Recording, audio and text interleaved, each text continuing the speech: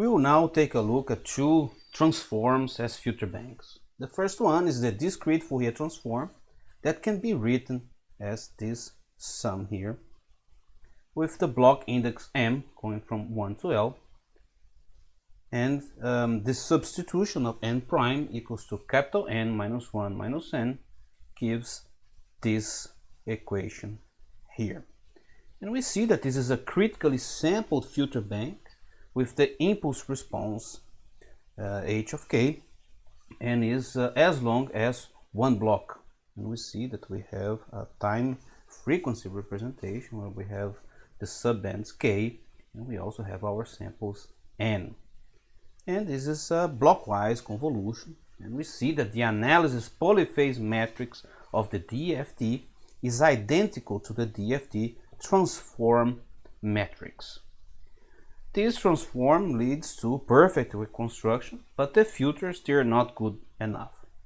And we see that the Fourier matrix can be defined here with these weights and is identical to the polyphase matrix of the DFT viewed as a filter bank. We have that this W is equal to e to the power of minus j2 pi divided by capital N.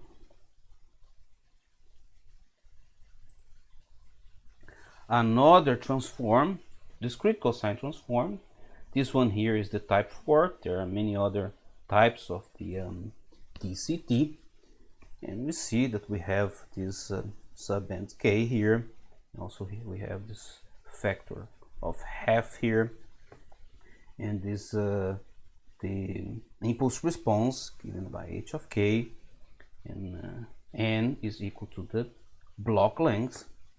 And we see that there is a special property because this filter bank is orthogonal, and it leads to perfect reconstruction, as the synthesis is the transposed time reverse matrix.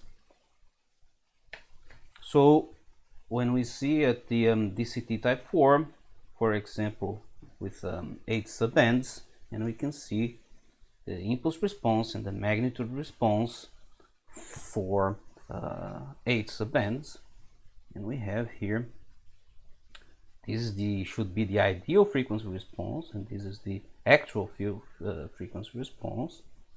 And we see that except for the zeros, the stop band attenuation is not very high, but we still have perfect reconstruction. And we see that there is a problem, especially for audio, since the zeros, they are not sufficient for good selectivity.